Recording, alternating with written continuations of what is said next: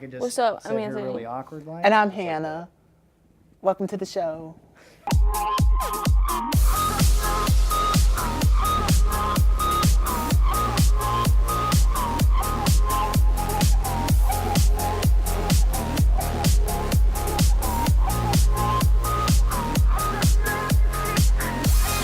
Hey guys, welcome to the 4th edition of The Sitch. I am Anthony. And I'm Hannah, coming to you from the OPS Career Center TV studio. Thanks for checking out this edition of The Sitch.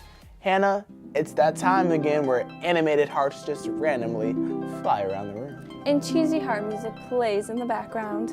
Yes, it's the season of Valentine's Day. And in this show, we're going to be talking about all things love.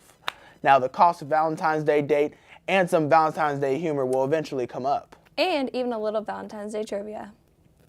So, Anthony, I know you're pretty popular with the ladies. You know, I try. So have you ever had to be a heartbreaker? You know, Hannah, I've actually had to break a few hearts here and there, and it hasn't been easy, I'll tell you. I'm sure you know how it feels to be on the receiving end of a heartbreak.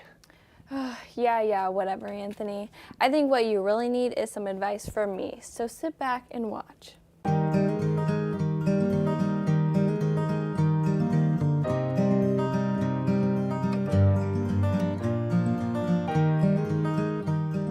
I think they're interesting to try to figure out what kind of type of person you like, but I don't think that they're actually good for full long distance relationships. High school halls are known for being filled with love and drama, but we all know some love just doesn't last forever. I didn't know he was cheating on me till homecoming. He didn't want to go to homecoming with me, and then he goes with another girl, and I find out they're still dating, so. I was on my roof, just hanging out. She shows up, slaps me, fall off the roof, almost break my arm. Well, that's not good. Obviously, no one enjoys breakups, but what are the best and worst ways to call it quits? The worst way you can possibly dump somebody is Facebook or text message, because that doesn't convey any kind of feelings, and plus it's there for everyone to see. In a bad way is to do it in front of a whole bunch of people, because that's embarrassing. That would be pretty embarrassing. So what is the best way to break up? Experts say that the best way to break up is to do it in person, explain what went wrong, be clear that it's over, and be done with it. The best way, I think, is in person, because that way they know that you care enough about them to let them know face to face that it's not going to work. Do it in person and not over text or anything. The best way is in person. At least be sincere about it and be honest about how you feel. We all think high school is nothing but silly love and cheap teddy bears, but some love can last a lifetime. When I was a senior, I met my wife Tracy, and she was a sophomore. Our first date was to my senior prom. I graduated, she still had her 2 years of high school left, and here we are 30 years later. It's crazy how much we all spend on Valentine's Day. Whether you're buying gifts for a boyfriend, girlfriend, or just a friend, you may be surprised at how much it'll cost you. Here's our girl Kanisha with more on that. Popular gifts like cards, flowers, and teddy bears don't seem to cost much, but when you add them all up, it can get pretty pricey. Some spend $70 while others break the bank.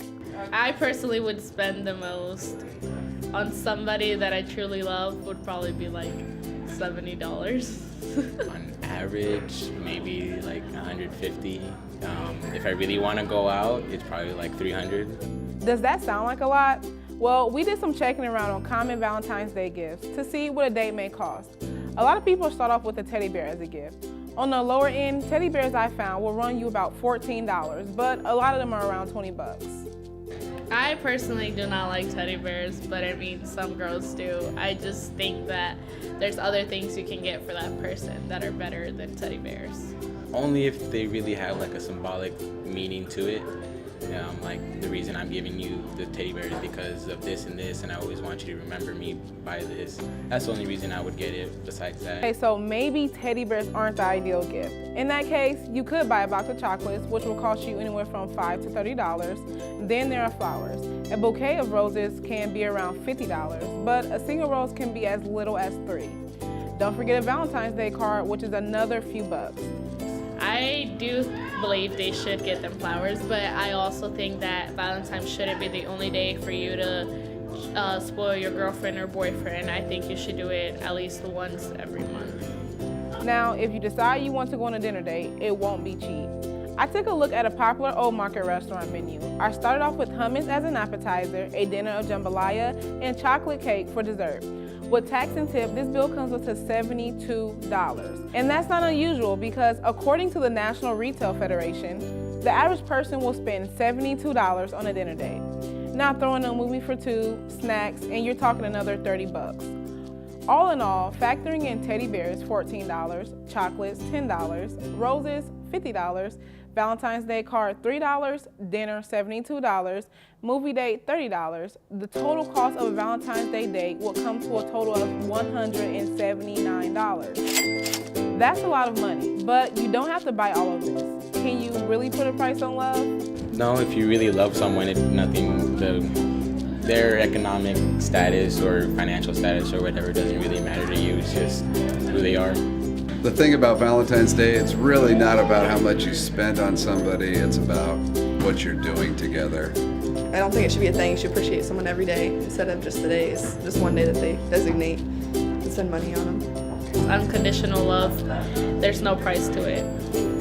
Thanks, Kanisha. Normally about now on our show, Sam the Man shows us some love with his Friday sports lineup. This time, though, Sam takes us a new direction with a new segment that will broaden your sports knowledge.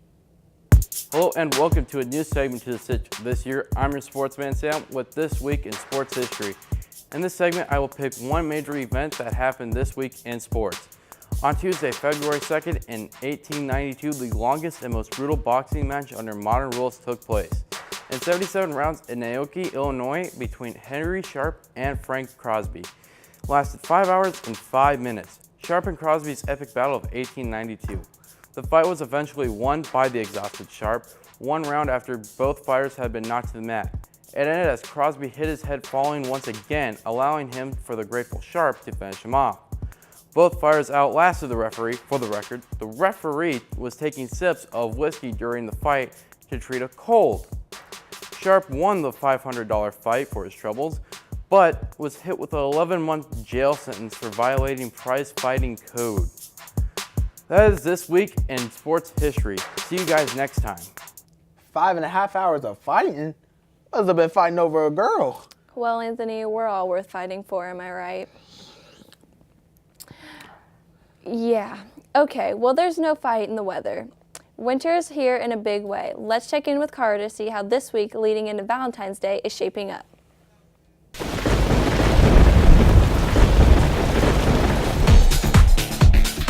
Hey guys, it's Carter here with your best ever weekend forecast. I'm back and we're starting off with some more weather trivia.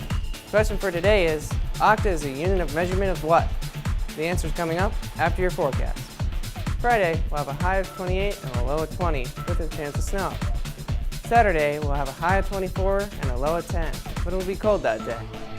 Sunday, it'll be breezy, high of 34 and a low of 15. Monday, it'll be chilly with a high of 38 and a low of 19. Now for the answer to that trivia question. Octa is a unit of measurement of what? The answer is cloud cover. If there's a rating of 0 octas, then the sky is completely clear. And if there's a rating of 8 octas, then the sky is completely overcast. You could even start using it in your daily conversation. Hey Walker, I think the octa rating's going to be up to 8 today.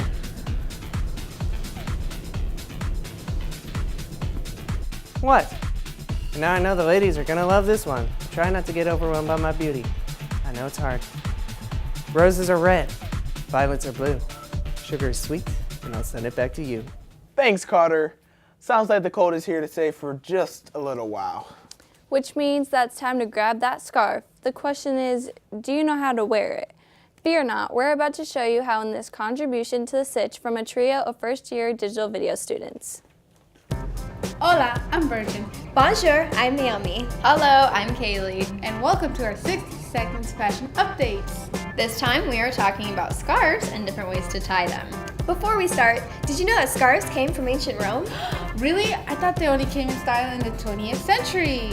They did come into style then, and they were also popular in ancient Rome. Workers used them to clean their faces. Yes, nowadays people use scarves for style and to keep warm. Today we have some different ways to tie them, and we will show you 3. I call this the pretzel scarf because after you're done tying it, it should look like a pretzel because of its 2 loops.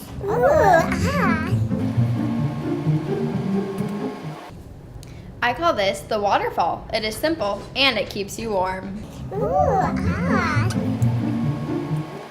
I call this loop the loop. It's easy to do and it looks nice. Wow. That's all for this time. Enjoy your new ways to wear a scarf. Keep warm. Salut. Adios. Auf Wiedersehen. Bye. Thanks, ladies. Good stuff to know during a cold winter. Can't you feel that in the air? What, the cold? No, the love. Oh, we're going back to the Valentine's Day thing, huh? Yeah, we really should, since that's the theme of You and Rainbow's comedy act. Right. Well, you gotta love us. What's up, man? How you doing today? All right. Welcome to today's edition of Anthony and Rambo, where the theme is Valentine's Day. Yes, indeed. All right, Rambo, well, take it from here. I just had a quick question. All right. Do you have a date on Valentine's Day? Yeah, it's February 14th. Like a written Valentine's Day, but what date? The date is February 14th. That's what I'm saying. I get that. All right, never mind. I got this. What did the caveman give to his wife on Valentine's Day? A rock in the shape of a heart? Hugs and kisses. Did you mean for that to be funny, or? I mean,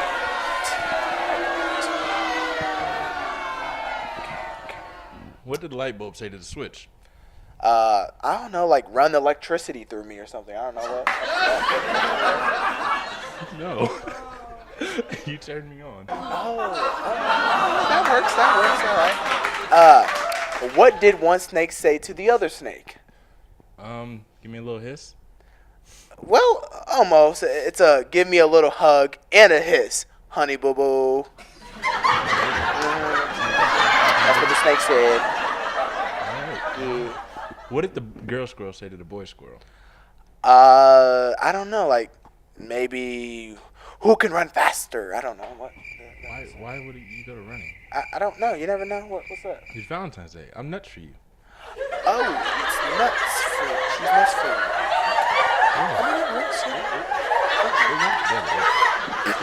Yeah, I mean, we'll get through it. Right. We'll get through it. All right. Yeah. Well, that's going to be the end of our show today. I hope you guys enjoyed it. Rambo, any other words for today? No, not really. Just I hope you find a date for Valentine's Day. Again, it's February 14th. What do I... Have a good day, y'all. Bye. See you later. But, so who's the date? February 14th. All right. Really, Anthony, you know squirrels like nuts. Yeah, whatever. You guys are quite the love comedians. You know what? I find that relationships are a lot like algebra. Have you ever looked at your ex and wondered why? Please stop.